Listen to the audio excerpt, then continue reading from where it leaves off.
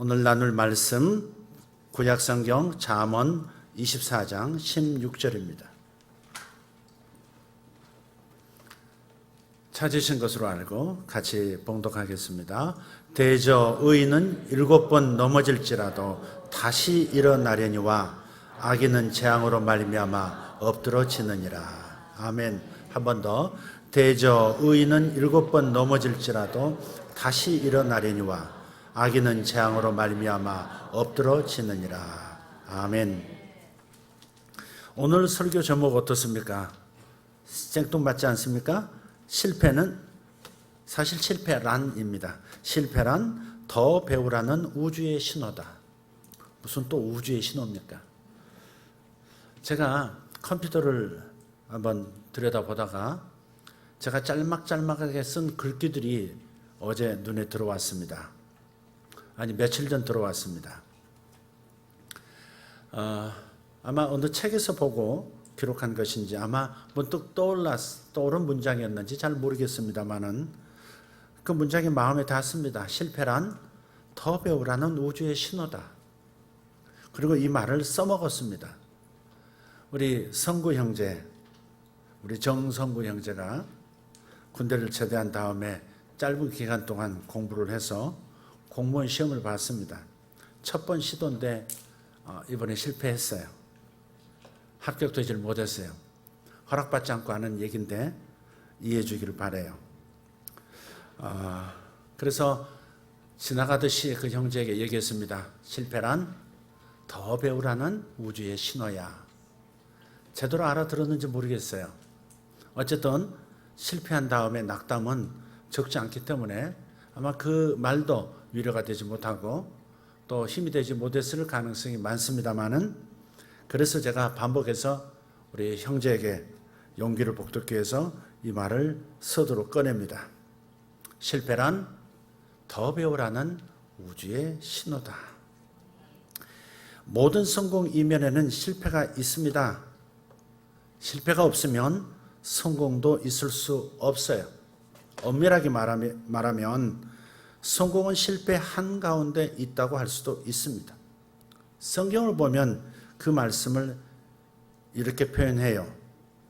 욥의 고백인데요.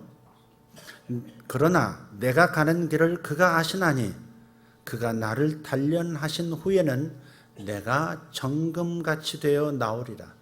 순금같이 되어 나온다는 겁니다.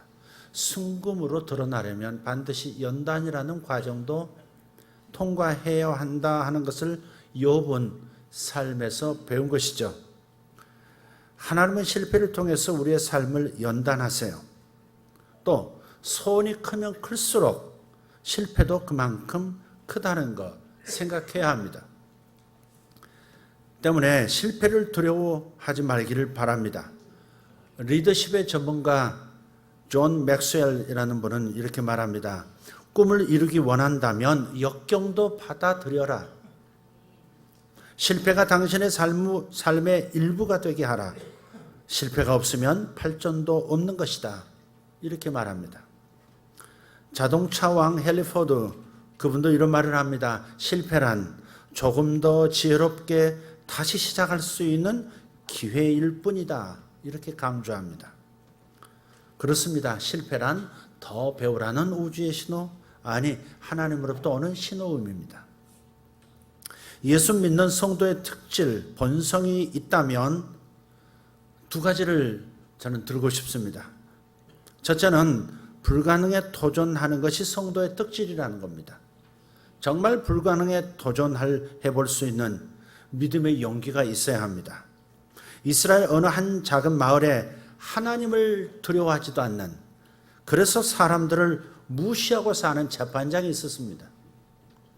그 도시의 어느 한 무명의 과부가 매일같이 재판장의 집에 문을 두드립니다. 내 원한을 풀어주십시오. 내 원한을 풀어주십시오. 그러나 재판장은 아는 체도 하지 않습니다. 시간이 지나면서 언젠가는 지쳐서 나를 더 이상 괴롭히지 않고 떠나가겠지, 그렇게 생각했습니다. 그런데 이 과부는 달랐어요. 계속해서 호소합니다. 나의 원한을 풀어주십시오. 어느 날 더 이상 견디지 못한 재판장, 이제는 그만, 내가 하나님을 두려워하지도 않고 사람을 무시하지만 이 과부가 나를 번거롭게 하니 내가 견딜 수가 없다. 내가 그 과부의 원한을 풀어주리라.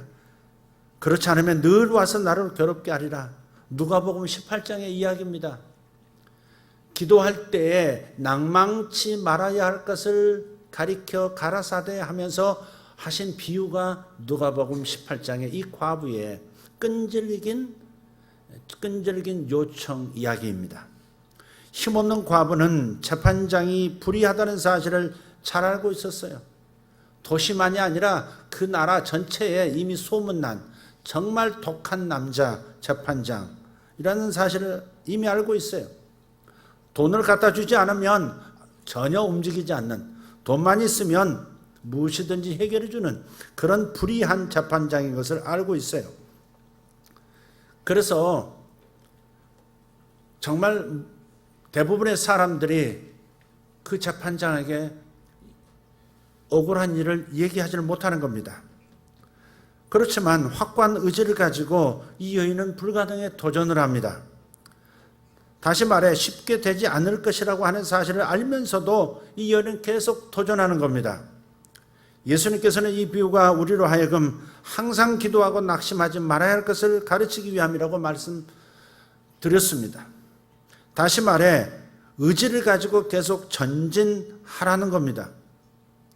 남자들이 일을 다 하는 것 같지만 자세히 들여다보면 여인들이 역사를 만들어가는 것 같습니다. 이 과부 여인처럼 말입니다. 지금부터 한 10수년 전에 제가 기도 사역을 하고 있던 그 와중에 한 권사님이 그때 당시 집사님이셨죠. 저를 찾아오셨어요. 순서가 되어서 그분이 들어오셨습니다. 그런데 하나님의 감동이 있었어요.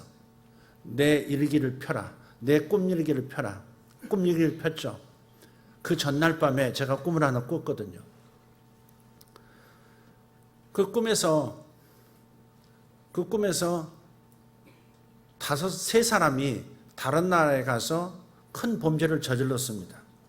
그리고 그 나라에서 사형 선고를 언도받고 집행 날짜를 기다리는 세 남자가 닭장처럼 좁은 공간에서 갇혀 집행 날짜를 기다리고 있는 상황이었습니다.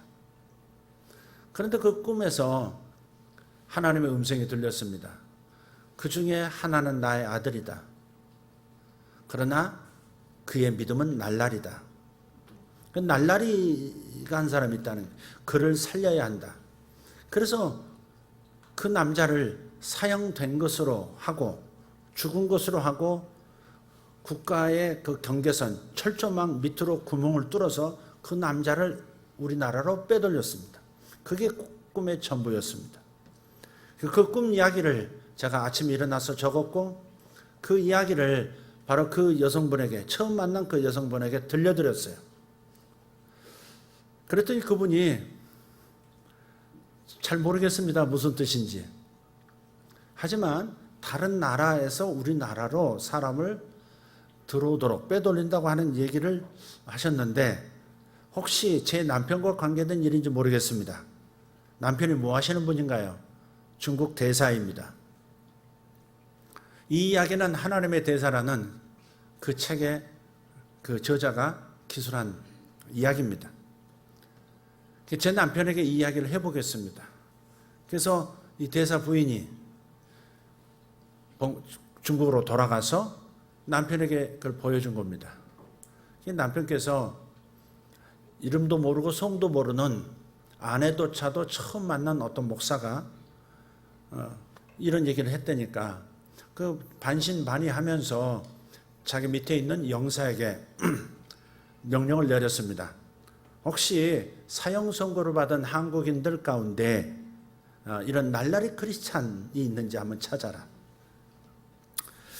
그래서 영사가 수소문에서 이렇게 알아보니까 중국에서 한국 남자 셋이서 중국인들과 함께 마약 5kg을 운반하던 과정 가운데 공안들에게 잡혔습니다. 그리고 1심, 2심 대법원에서도 사형 선고를 세 사람이 받았습니다. 중국에서는 5g을 소지하고 잡히면 사형입니다. 근데 5kg이면 1000배지 않습니까? 1000배를 운반하다가 잡힌 겁니다. 그래서 빼도 박도 못하는 상황이에요. 그렇지만 그런 사람이 있다는, 그런 사람들이 있다는, 세 사람이 그랬는데, 그래서 이 영사가 각 사람들을 찾아다니면서 소위 말해서 날라리 크리스찬을 어떻게 찾나. 어쨌든 하여간 찾았습니다. 근데 그 셋 중에 한 사람이 뒤돌아서서 영사를 쳐다보지도 않고 자기에게 도움을 주러 왔다고 말하는데도 뒤돌아서서 쳐다보지도 않고 가시오 그러더라는 겁니다. 나는 사형 집행 날짜만 기다리는 사람인데 무슨 도움이 되겠다고 이제 찾아왔단 말입니까? 가시오. 이런저런 얘기하다가 당신 그리스도인이냐고 예수 믿느냐고 물었답니다. 그랬더니 난 날라리요 그런 거예요. 자기 입으로 난 날라리요. 그래서 대사에게 즉각 보고했습니다. 날라리 찾았습니다. 그래서 그를 살려내기 구명하기 위해서 굉장히 백방으로 애를 썼는데 외교부 장관도 만나고 여러 곳을 쓰셨는데 안 되는 거예요. 근데 마침 한국에서 국회의원 한 사람이 중국을 찾아와서 대사님 저 좀 도와주셔야 되겠습니다. 뭡니까 의원님? 제 사무실에 아침마다 찾아오는 여자가 있습니다. 아마 이분이 그리스도인 예수 믿는 사람 같은데 새벽에 교회 가서 기도하고 그리고 우리 사무실로 출근합니다. 그래서 매일 울면서 의원님 우리 남편 좀 살려주세요. 그래서 알고 봤더니 중국에서 마약 운반하다 잡혀서 사형 선고 받았답니다. 이 사람 어떻게 살릴 방법 없습니까? 제가 죽겠습니다. 그 여자. 지금 몇 달째 찾아와서 울며 불며 이미 눈이 부은 상태로 출근한다는 거예요. 새벽 기도 가서 하나님 앞에 문을 두드리고 또 국회의원 사무실에 와서 문을 두드리는 겁니다. 제가 견디다 못해 왔습니다. 그분이 박주선 의원입니다. 지금 바른미래당 대표인가요? 그분이 중국에 와가지고 그 얘기를 하니까 대사님 마음에, 김하중 대사님 마음에 확신이 생긴 겁니다. 아, 이거 정말 구해야 할 사람 맞구나. 어쩌면 동일한 인물이 전혀 알지 못한 국회의원 그 지역 구민 가운데 그 사람이 바로 몇 달 전에 그 사람 살려야 한다고 메시지를 드렸던 그 목사에게서 나온 그 남자라는 일치하는 이 상황 속에서 하나님의 뜻을 발견한 겁니다. 그래서 나중에 더 노력을 했는데도 안 되는 겁니다. 마침 윤영관 외교통상부 장관이 후진타오 주석을 만나기 위해서 중국에 건너와서 대사님과 의논하라는 과정 가운데 대사가 부탁하는 겁니다. 아무개라는 사람이 있는데 이분이 사형 집행 날짜 기다리고 있는 중입니다. 좀 구명 좀 해 주십시오. 후진타오 주석 만나시면 얘기 좀 해 주십시오. 그랬더니 이 윤 장관은 그 사람이 무슨 국정원 직원으로서 무언가를 일을 하다가 지금 잘못돼가지고 그런 걸로만 생각하고 알았습니다. 얘기하죠. 얘기된 거예요. 아니 어찌든 그 뒷얘기는 자세히 모르지만 그 남자는 죽지 않고 살았습니다. 중국은 되는 것도 없고 안 되는 것도 없다는 나라. 그래서 사형 집행한 것으로 하고 그 남자를 한국으로 들어오게 한 겁니다. 명분은 이것이었습니다. 한중 수교 10주년 기념으로 한 사람 살리기. 칠면조 미국에서 한 마리 살리듯이 살린 것입니다. 제가 드리고자 하는 말씀은 그겁니다. 그 여인의 눈물의 기도가 낙심하지 않고 좌절할 수밖에 없는 상황 속에서 끝까지 불가능에 도전한 그 여인의 기도가, 그 여인의 부르짖음이 이 상황을 다 이끌었구나. 저에게 그런 꿈을 보이신 것도, 그 대사 부인이 저를 만나러 오게 하신 것도 다른 일 때문에 왔지만 어쨌든 국회의원이 동원되고 외교통상부 장관이 동원이 되고 중국의 최고 책임자들이 동원되는 그러한 역사를 하나님이 이루신 것은 한 여인의 사랑하는, 남편을 사랑하는 한 여인의 눈물의 기도가, 불가능에 도전하는 그 포기하지 않는 태도가 이런 역사를 이루었다 하는 것입니다. 할렐루야. 역사는 여인들이 이루는 겁니다. 어린 시절 저는 세상에는 성공한 사람들하고 실패한 사람들의 구분점이 확연하다고 생각했었습니다. 그러나 시간이 지나면서 이와 같은 구분점은 존재하지 않는다는 것을 깨닫게 됐어요. 다시 말해 성공하는 사람들도 얼마든지 실패하고 사실상 실패하면서 그 속에서 성공한다는 것을 알게 된 것입니다. 루이스 포아리에라고 하는 여성이 있습니다. 그녀는 여성 속옷을 만드는 일에 열중했지만 특별한 발전이 없었어요. 고만고만 근근히 사업을 하는 겁니다. 1964년 어느 날 그녀는 많은 여성들의 고민 중에 하나가 풍만하지 못한 자신의 가슴 사이즈라는 사실을 생각하게 됐어요. 맞나요? 그래서 소비자들이 즐겨 사용할 수 있는 브래지어를 만들었지만 자국에서는 별 호응이 없는 거예요. 하지만 그런 역경에도 불구하고 포기하지 않고 계속해서 더 나은 브래지어를 세상에 만들어 내놨습니다. 그리고 1994년 그녀는 미국에 진출할 기회를 얻었고 자국에서와 똑같은 상품을 내놓았음에도 불구하고 가슴 확대 효과를 내는 이 상품은 크게 히트를 한 겁니다. 그러니까 자기 나라에서는 장사가 안 됐는데 미국에서는 그냥 폭발적인 인기를 누린 것입니다. 이것이 바로 그 어떤 여성이라면 모두가 아는 그 유명한 원더브라입니다. 아시죠? 거기까지 하겠습니다.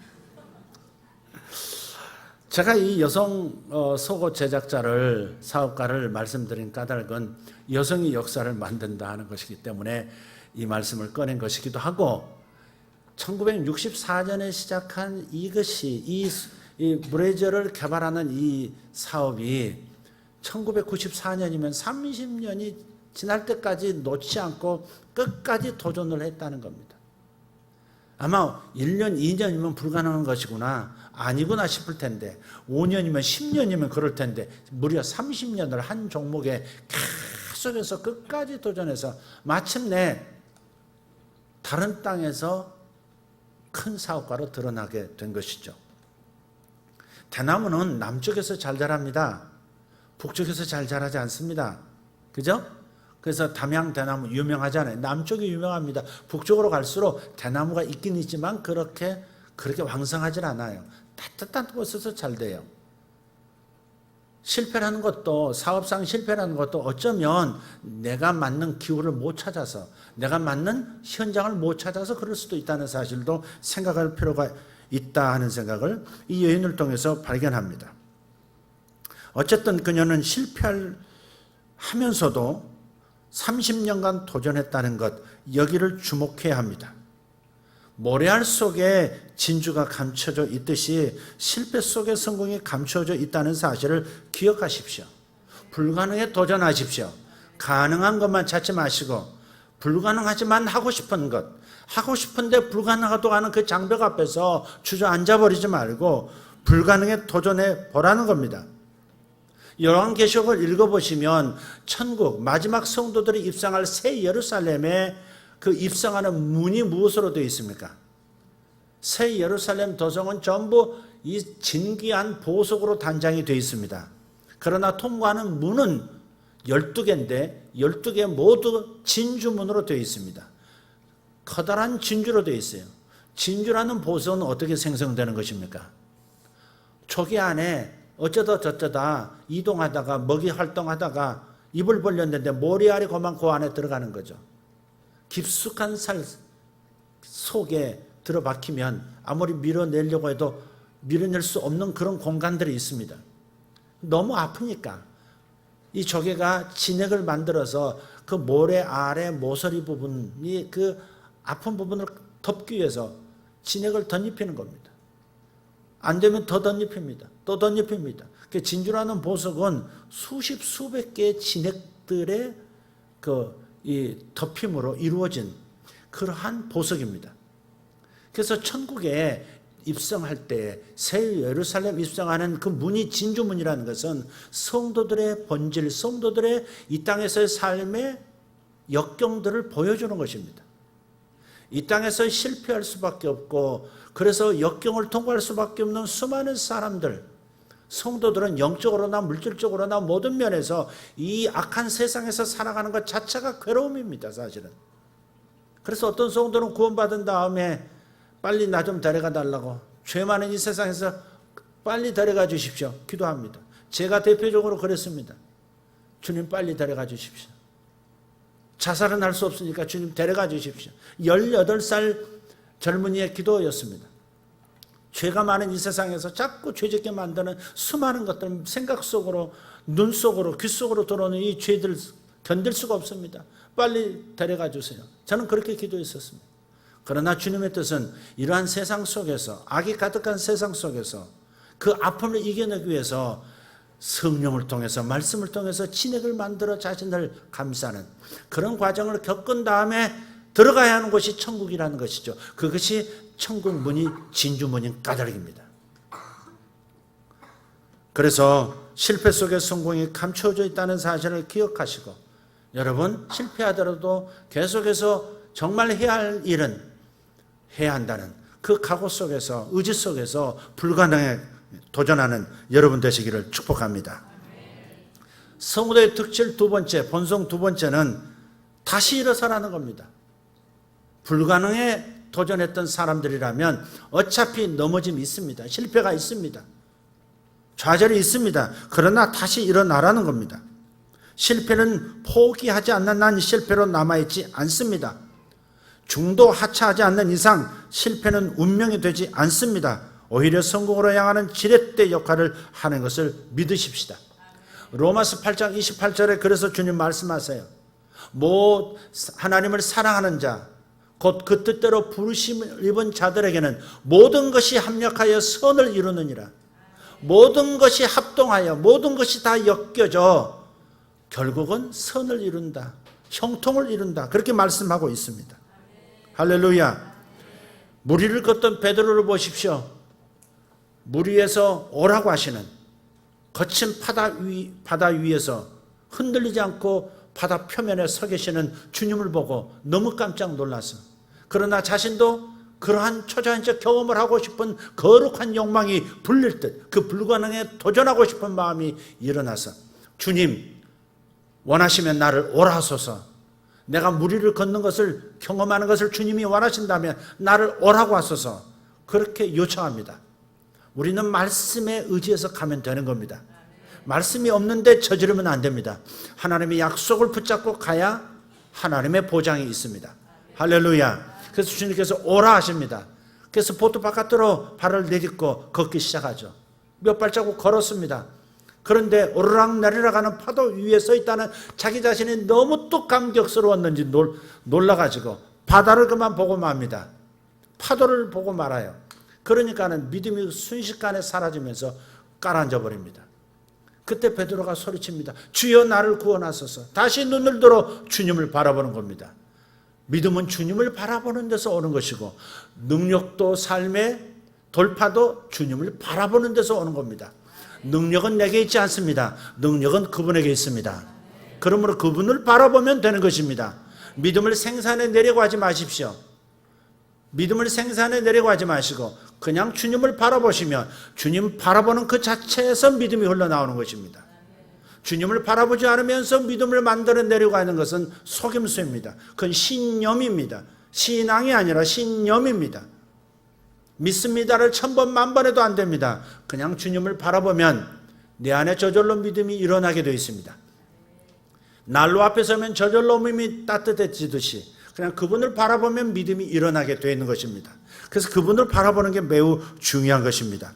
베드로는 바닷속에 빠져 들어가면서 다시 주님을 바라보는 것, 그것이 자기를 건질 수 있는 유일한 길임을 알고 주여 나를 구원하소서 외쳤고, 주님은 즉시 다가오셔서 왜 의심하였느냐 하면서 끌어올려 주시고 같이 다시 바다를 건너서 보트 위로 올라옵니다. 여러분, 환경을 바라보지 마시길 바랍니다. 환경 위를 걸을 수 있는 분들은 주님을 바라보는 분들만이 가능한 상황입니다. 할렐루야. 주님을 바라보십시오. 넘어졌다면 다시 일어나면 되는 겁니다. 넘어졌으면 다시 일어나면 되는 겁니다. 자기가 넘어진 그 땅을 딛고 일어나면 되는 거예요. 그래서 오늘 본문 대저 의인은 7번 넘어질지라도 다시 일어나려니와 그랬어요. 7번 넘어진다는 것은 무수히 넘어진다는 걸 얘기하는 겁니다. 7이라는 숫자는 완전수거든요. 성공도 완전, 실패도 완전. 북한이 그러잖아요.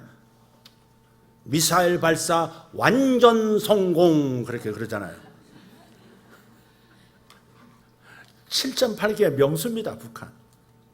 우리나라도 그런 기질이 좀 있었으면 좋겠어요.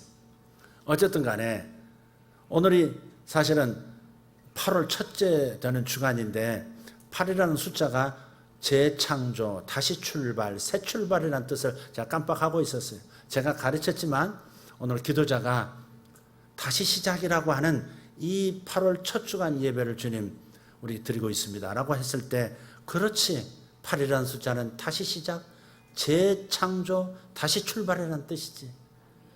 도, 레, 미, 파, 솔, 라, 시 그리고 다시 도로. 8이라는 숫자는 다시 시작을 말하는 거예요. 월, 화, 수, 목, 금, 토, 일, 월 이렇게 다시. 그래서 8이라는 숫자는 항상 재창조를 뜻해요. 인류가 다 죄악 때문에 멸망할 때 노아의 식구만 방주를 짓고 방주에 들어가 살아남았습니다. 그래서 인류가 노아 식구로 다시 출발하죠. 노아 식구가 몇 명? 노아와 그의 아내, 세 아들과 세 며느리, 8식구였습니다. 하나님은 8이라는 숫자를 다시 시작, 다시 출발로 말씀하는 겁니다. 이 8월에 여러분 다시 시작할 수 있는 축복이 있기를 예수 이름으로 축원합니다. 할렐루야.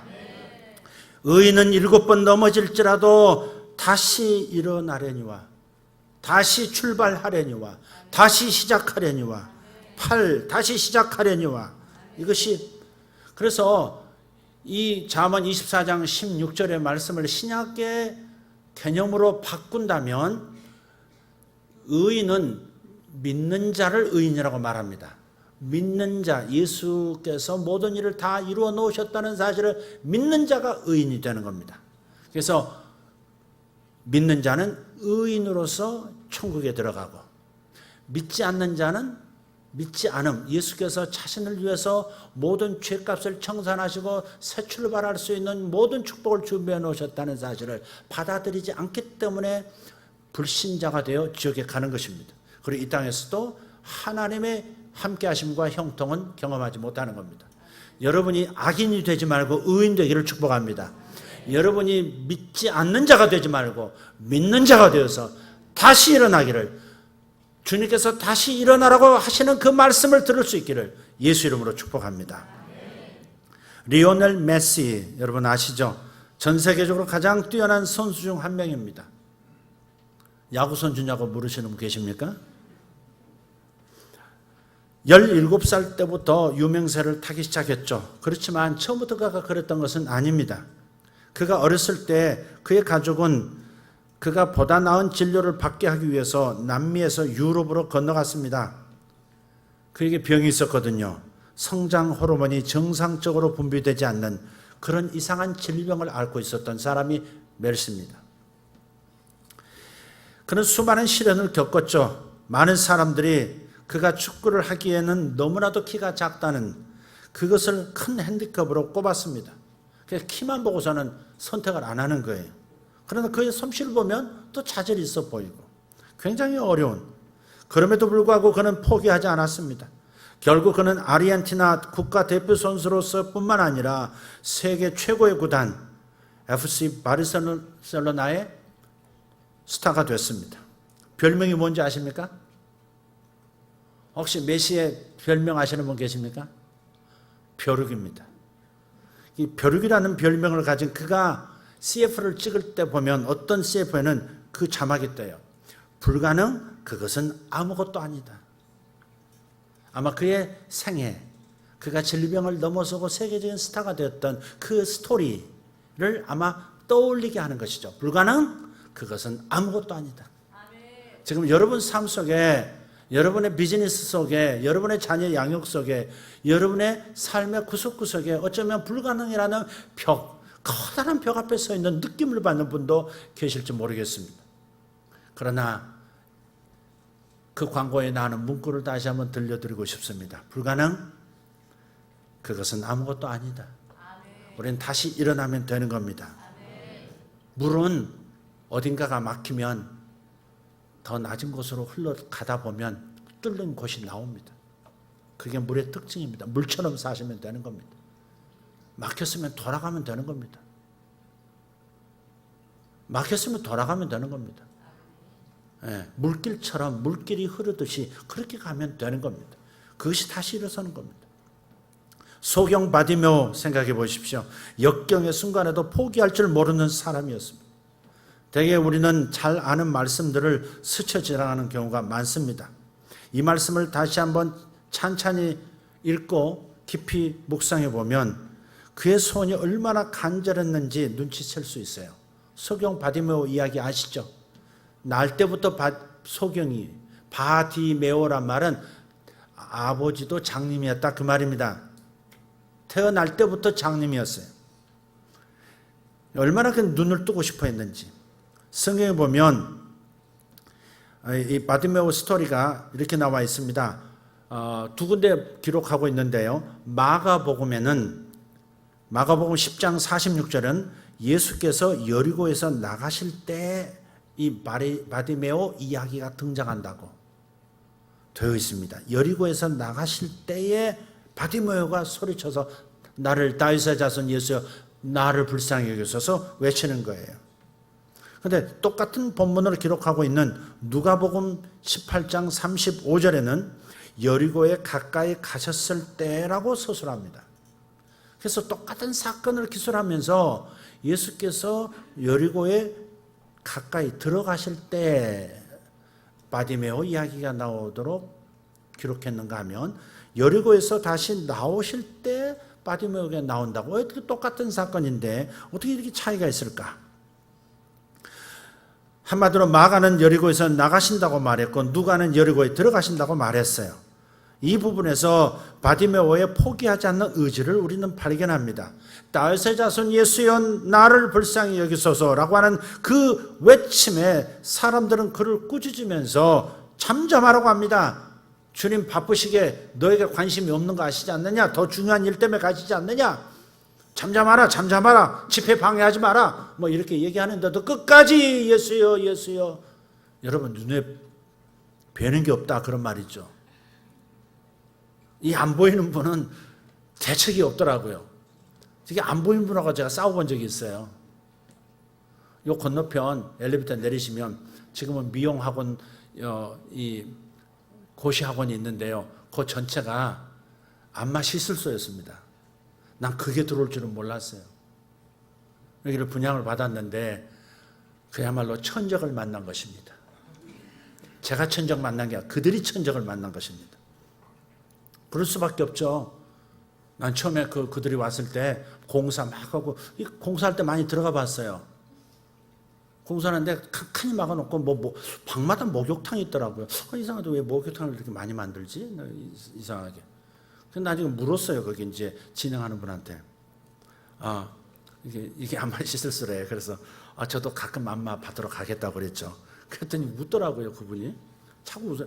저도 오겠다. 왜냐면 이웃이니까 저도 가서 안마 좀 받겠다고 그랬는데 덕담을 했는데 자꾸 웃더라고요. 웃는 게 이상해서 가만히 생각하다 보니까 퇴폐가 있지. 그래서 혹시 그런 거냐고 물었더니 그렇다고 그러더라고요. 아니나 다를까 저 빈 공간 엘리베이터 하나 만들려고 했는데 그 공간을 비용이 많이 들어가니까 그냥 메꿔버리고 빈 공간으로 놔둔 곳이 있어요. 그곳을 저희들이 쓰기로 했거든요. 칸을 막아서 엘리베이터에 칸을 막아서 저쪽으로는 안마시술소 올라가는 이쪽으로는 교회만 올라가는. 왜냐하면 교회가 있으면 불리하니까 저들이 그렇게 제안을 했는데 저 빈 공간을 우리가 쓰기로 했거든요. 근데 제가 생각하기에 저걸 막아서 쓰면 참 내릴 때 참 답답하겠다. 그래서 쓰질 않았어요. 놔뒀어요. 그랬더니 저들이 어느 날 와가지고 공사를 시작하는 거예요. 거기다 자기 창고 만들겠다는 거예요. 아니 무슨 소리냐. 우리들이 쓰기로 하고 했던 거 아니냐. 복도도 나눠 쓰고. 언제 그랬느냐고 배는 게 없더라고요. 나중에는 그 집행하는 이 정상적인 분들 말고 그 운영자, 그러니까 오너가 이제 시각 장애인이신데 그분이 한 20명을 어디서 몰고 오셨어요. 한 20명을 몰고 오셔가지고 이 앞에서 시위를 하는 거예요. 예배 드리는데 목사가 사람을 죽인다. 목사가 맹인들을 굶어 죽인다. 이렇게 소리를 지르면서 이렇게 하니까 얼마나 힘들었겠어요, 제가. 즐거우세요? 얼마나 힘든지 몰라요. 배는 게 없더라고요, 그분은. 막무가내예요. 막 치고 들어와서 제 멱살 잡고 뭐 난리가 나고. 이제 보니까 안마실술소에 사람들이 올라오면 이렇게 보면 오른쪽을 보면 교회가 있잖아요. 그때는 여기 십자가가 있었거든요. 십자가가 있어요. 십자가가 이렇게 뒤에서 빛을 쏴주면 이게 뭐 크리스탈 저런 형태로 이렇게 십자가가 있었어요. 그러니까 여기 교회네 그러고 다시 내려가고 또 볼일 보고 나가다가 교회가 있었네 그러고 다시 안 오고. 그러니까 유일하게 역세권에서 안마실술소가 안 돼서 문 닫은 곳은 저기뿐입니다. 바디메오 되는 게 없습니다. 눈 뜨고 싶어 정말 병을 고치신다는 그분 놓치고 싶지 않았던 것이죠. 그래서 소리 지르는데 뭐예요 지금? 여리고 들어오실 때부터 예수여 나를 불쌍히 여기소서. 얼마 시간이 지났는지 모르지만 들어올 때부터 예수께서 나가실 때 예수는 왜 그걸 들으시면서도 안 고쳐주셨을까? 왜 고치실 거면서 뻔히 하시면서 왜 그의 눈을 고쳐주지 않으셨을까? 아마 제자들에게 훈련시키고 싶은 그런 뜻이 계셨지 않은가 싶어요. 기도라는 것은 이렇게 하는 거야. 무슨 일 하든 간에 어떤 불가능에 도전하면 실패라는 것이 있는데 이 실패의 연속 속에서 너희들이 어떤 자세를 가지고 있어야 하는가? 항상 기도하고 낭망치 말아야 할 것을 가르치시기 위하심이었다. 누가복음 18장에 말씀하셨듯이 제자들에게 바디메오를 봐라. 응답될 때까지 돌파가 일어날 때까지 끝까지 매달리는 저의 도전을 보라. 저것이 참된 믿음이다.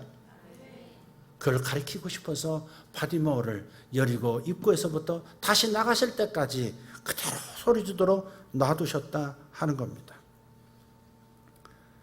윈스턴 처칠 2차 세계대전의 영웅이죠. 수상직을 사임하고 얼마 후에 그가 졸업한 대학으로부터 연설해 줄 것을 부탁받았습니다. 국민적 영웅인 처칠이 무슨 말을 할까 하는 기대심에 수많은 교수, 학생들이 강당을 가득 메웠습니다. 그런데 강당에 올라간 그가 세 마디를 하고 기립박수 가운데 내려왔습니다.